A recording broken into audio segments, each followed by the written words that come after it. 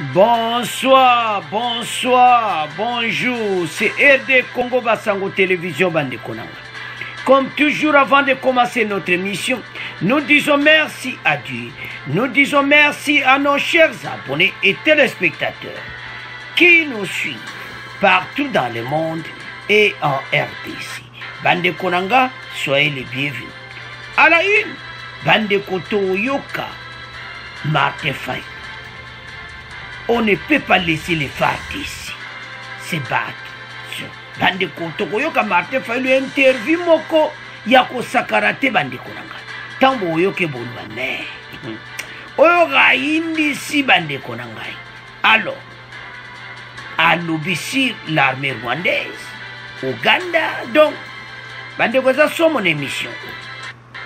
Donc, oyokaka a indi si. Interview na yi point belé boyebi kake tantôt azana dossier à malamu tantôt a dévié ka le susu mwamuki mais tokolanda ebiso nyos tokoyoka epe tokanaliser parce que bande kweza som alobi farde sa ko bunda ye mokoti na oezoleka kuna alobi bande kwa koloba ya bien musupo yoka ya mabi abandonne bien.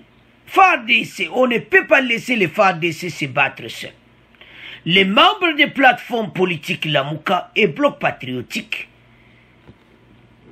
ont marché vendredi 3 juin à Kinshasa, dans la commune de Lemba, au boulevard Triomphal. La manifestation visait à soutenir les FARDC qui combattent les groupes armés, dont les M23, les Rwanda à l'est du pays. Bandeko a déclaré Tangazolo Malubanayi à Banaki bien. Nous avons marché une fois de plus pour soutenir nos forces armées congolaises, nos vaillants militaires qui sont au front, a-t-il précisé. Mais, Nakate Malubanayi faut boire quand il mais n'intervient pas indélié parce que Batuni point Yamuzito. Alors, et Pessi qui te côté, tango bape balobi na ye na point wana. Bande colère est grave la situation oyo. Donc situation na ye sur oezoleka na l'est. Alors Martin Fayulu batuni ba question sur FARDC armée rwandaise, armée ougandaise. Donc, et ça somme. Et puis, batuni est question, il y a Mouzito. Batuni est mebozaraki, pourquoi Mouzito a zate awa? Bandeko, Martin Fayulu a comme beta monoko. Est-ce que, question to sotuna, est-ce que ça a problème na Adolphe Mouzito? Martin Fayulu a sanida beta monoko, a lobi ke, Adolphe Asala qui marche, c'était hier. Lelo Ezali et Sidi. Donc, ils ont moins clairement, il a un problème. Donc, Martin Fayulu a un problème. Et comme Sikoyo va résoudre le problème. Bandeko, situation Oyo est à somme. Donc, il a un problème sérieux. Bangomi Bali. Parce que batuni question na journaliste. Ndenge nini mutuno bozala kana ye a monaniti. Bandeko, eza problème. Parce que batuni ye ala kisa Muzito azawapi na ba marche ya minene boui. Alors, e indeli moya sa autre mezate do ameka kubari me e simbe karate. Bandeko, eza somo. Donc mayele sili Muzito azoye bate oyo nini akoloba bandeko oyo balobaka eyindi journaliste ba kangami na yekaka. Est-ce que ça problème? Pourquoi Muzito a monanité yé pas lobiki tango ye azalaki otunaki Martin Fayulu bandeko mote peli awa. Donc oyo kakake amoni pena ki mayele sili. Bande ko choix ezate. Donc problème est comme grave. Azoye bate so kusala nini parce que dossier o balubaka eyindi. Alors batuniye wapi Adolphe Muzito. Alors avant de continuer mission, toyoka Martin Fayulu. Bon, to continuer mission parce que eyinde lié na ndenga mukete akende gauche eyindi, akende droite eyindi. Sikoyo abandaki message ne bien. Mais à côté suma kaumoko ya que FARDC kuna bazole sabango bien te donc vim donc toyo kanano bongo to avancer l'émission. Non à la balkanisation de la RDC, non au pillage de ses ressources naturelles, c'est l'essentiel du message adressé à l'opinion nationale et internationale par les plateformes politiques Lamuka et Bloc Patriotique. Elles l'ont fait savoir hier vendredi lors d'une manifestation pacifique organisée à Kinshasa. Pour en savoir un peu plus, notre invité ce matin est Martin Fayulu Madidi, président du parti politique Engagement Citoyen pour le Développement ICD. Martin Fayulu Madidi s'entretient avec Paul Matendo Mayama. Martin Fayulu Madidi, bonjour. Oui, bonjour. Vous avez marché aujourd'hui dans les rues de Kinshasa. Quel a été l'objet de cette manifestation? Nous avons marché simplement pour dire non à la balkanisation de la RDC. Donc nous avons marché une fois de plus pour soutenir nos forces armées congolaises, nos vaillants militaires qui sont au front, qui des fois eux-mêmes sont laissés sans rien. Nous continuons à dire que nous subissons l'agression de la part du Rwanda, et cette agression pour un seul objectif, c'est que balkaniser la RDC, exploiter ses ressources naturelles. La balkanisation, c'est pas simplement la balkanisation physique. La balkanisation, c'est aussi une balkanisation économique, et la balkanisation qu'on nous a amené maintenant d'amener les Congos dans la région de l'Afrique de l'Est. Nous n'avons pas vocation Afrique de l'Est, et quand on nous amène dans l'Afrique de l'Est, on nous dit que non, ils ont besoin simplement de nos provinces de l'Est.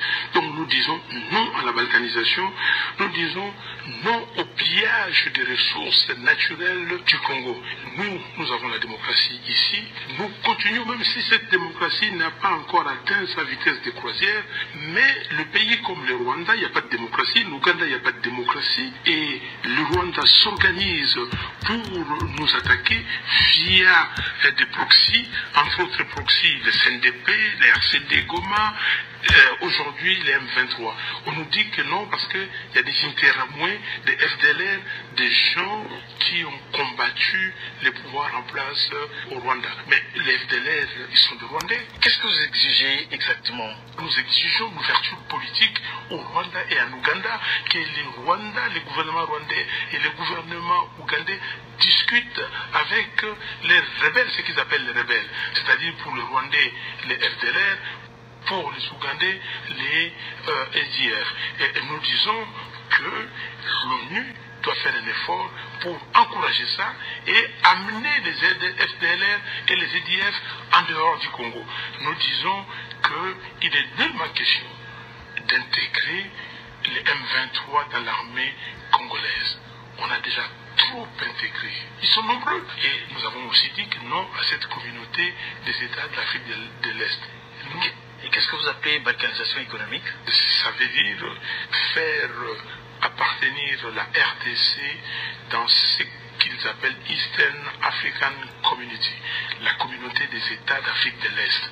Et donc, toutes nos provinces de l'Est, c'est-à-dire le Sud Kivu, le Nord Kivu, l'Ituri et même les Tanganyika, vont aller vers l'Afrique de l'Est, vont commercer avec l'Afrique de l'Est. Ça fait plus de 40 millions d'habitants, et nous n'avons rien à offrir dans ces marchés-là, à part nos ressources, naturelles. La marche d'aujourd'hui, qu'est-ce que ça donne? Quel est le bilan?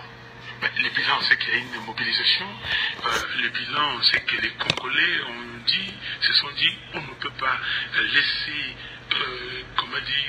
les FARDC se battre seuls, il faut les soutenir, et c'est ça le bilan.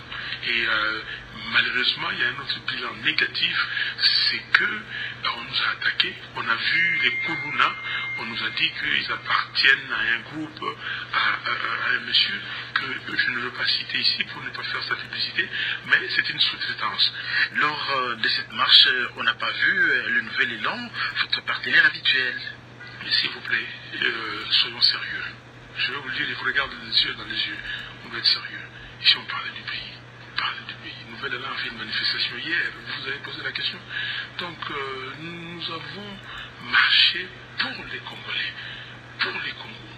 S'il vous plaît, ma vie ne vaut absolument rien. Ma promotion ne vaut absolument rien. C'est la vie des Congolaises et des Congolais. C'est la vie du Congo. Des enfants qui sont là aujourd'hui et qui ne sont pas encore nés, qui vont naître. Martin Fayulu m'a dit merci. C'est moi qui vous remercie. Alors, bandeko nanga tolandi Martin Fayulu. Abandaki vraiment intervenir malamu. Après yokota na critique na toujours parfois type ndenga conception na les pays de l'Afrique de l'Est. Donc, soto comprendre selon yi, makambo tout pour fachi à conception d'Afrique de l'Est. Et c'est ça vraiment. Il y a un tout débattre. Bandeko si sobola de mission zati to za contre Martin Fayulu toujours quoi analyser ensemble. Donc somo bandeko. Et yindelie na ndenga mukiti.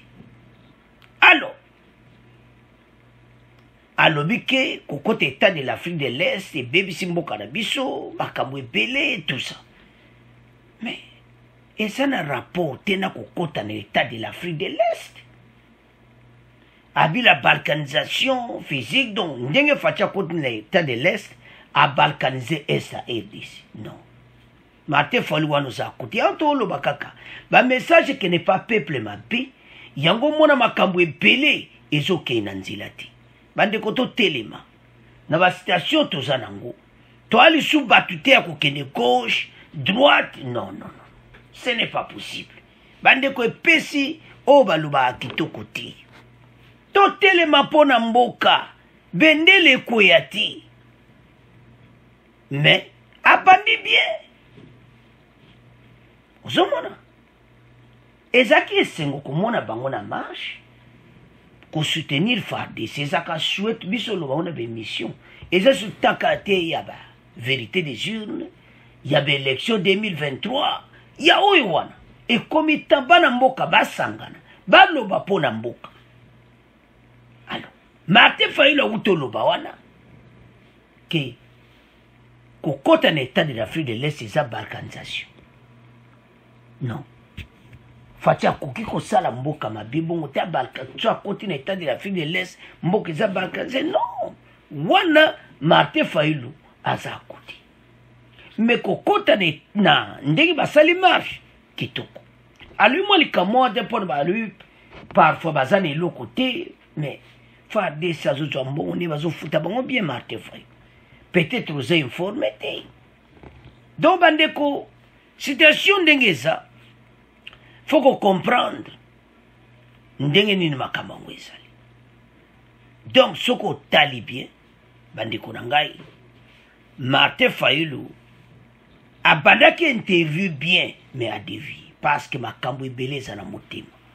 To senga ba conseil pe ameka ko changer côté wana.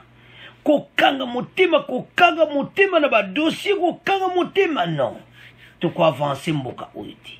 Mboko ezo senga ete batu bazala bomoko et puis to avancer na même direction. Wana to kotonga EDC oyo. EDC oyo ezo senga vraiment batu bazala bomoko. Alors biso nyonso tolandi alobi Uganda. Alobi makamba rebelle na bango. Makambo sozo loba ne bien mais critique ezanga kati ya makasi oyo kutu neti wana état de l'Afrique de l'Est. Wana za koloba lokwa ki fatia balkaniser mboka. Non. Totala be fort pe moninga zo sala. Martin Fayulu fa mona pe be fort fatia za ko sala e ko sunga mboka na biso bande konangai. Ezate ke nyonso kaka mabe non to kende ti wapi. Alors bandeko tolandi ezo senga biso nyonso tozala ensemble pona mboka oyo ekende liboso. Donc pour dire que mboka eza balkanisé eza penda mawatu yango tozoyesa bakongolais ete totelema biso nyonso tokutolande wana. Mais problème mosusu ya muzito monde batuni pour muzito sikoyo ayete awa mpona nini akomobeta monoko tolandi ki pourquoi batunaki muzito te to basi bakabwana. Mais bakabwana pourquoi muzito alobi na eke ye aza moto a double J aza na FCC kote odo muzito pena kritaka etanga alongwaki ye mpe batuni ye muzito abokoloba ya garde réserve. Alors botale pas dossier commis situation ndenge eza bango na muzito do mobulu do bloc patriotique ya tikali ye na ex-président Kabila. Alors bandeko message bandaki bien que les FARDC on ne peut pas laisser les FARDC battre seul. Mbaramo a continué ba dossier mosusu. Alors bandeko nanga botala oyo ndeto le boyo ko Martin Fayulu alobi si la guerre à l'est somo bandeko nanga. Alors okobana makambo bien mais après on dévier c'est-à-dire ça na ba problème mitema contre moninga kozala na kanda na moninga na ndenge wana eza propriété de côté wana ameka ko changer. Alors bandeko nanga c'est à ce point to komi ko clôturer émission bo continuer ko s'abonner na RD Congo Basango télévision makamusu mwa to tchango na Congo News 24 te to tchawa poto libe émission za la milaite pona bandeko oya kinpe ezala kitoko. Alors bo continuer ko s'abonner bo partager interview à Martin Fayulu bo partager yango bo s'abonner massivement. Au revoir, à la prochaine.